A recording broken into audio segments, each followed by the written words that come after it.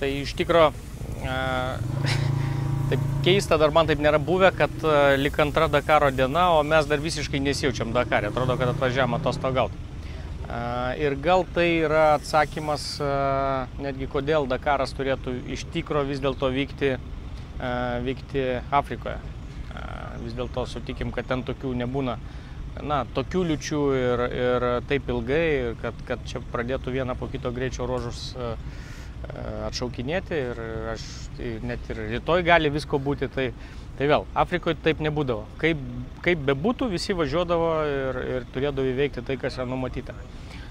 Man, pavyzdžiui, irgi šiandien iškyla tokia dilema, čia daug kas dabar šneka stovykloje, tai kaip turėtų būti tokiu atveju, ar čia dėl ko atšaukė. Aš sakau, jeigu atšaukė dėl saugumo, jeigu buvo nebesaugu, tai tada viskas tvarkoj, tada mes palaikom ir suprantam, bet yra antra priežastis ir aš manau, kad būtent ir ta priežastis yra, dėl ko yra atšaukiami tie greičio ruožai vienas po kito.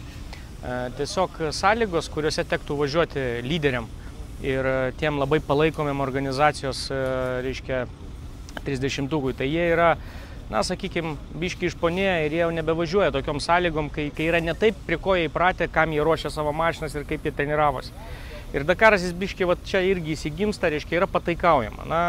Taip, bus purvo, bus sunku, bet, pavyzdžiui, tokiem gal dalyviam kaip mum, kurie atvažiuoja iš nedidelių kraštų ir ypač iš rytų Europos, kurie pripratę prie purvo, pavyzdžiui, prie trofių, tai gerai, tai mum tai, pavyzdžiui, labai viskas ten tinka. Aš, pavyzdžiui, būčiau, nors gervės neturiu šitam automobilį, bet aš kaip buvęs trofistas, tai su džiaugsmu būčiau nusileidęs padangas ir manau, kad mes ten būtumėm dar neblogai pavarę. Ir manau, daug kas iš antros pusės lenktynininkų būtų visai neblogai pasirodę šiandien. Galimas daiktas.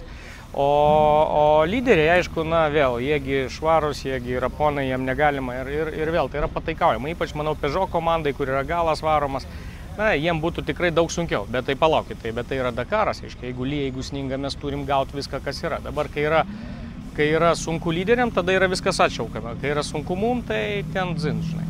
Tai va, čia mano tokia nuomonė, kad taip neturėtų būti. Bet, yra kaip yra. Mes buvom pasiruošę, žinau, kad jeigu dar bus tų purvų, tai su džiaugsmu priimsim bet kokias sąlygas, kokios bus. Dakaras ir turi būti sunkus, o mum iš tikrųjų yra lengva tada, kai yra sunku. Nes mes tam esam pasiruošę.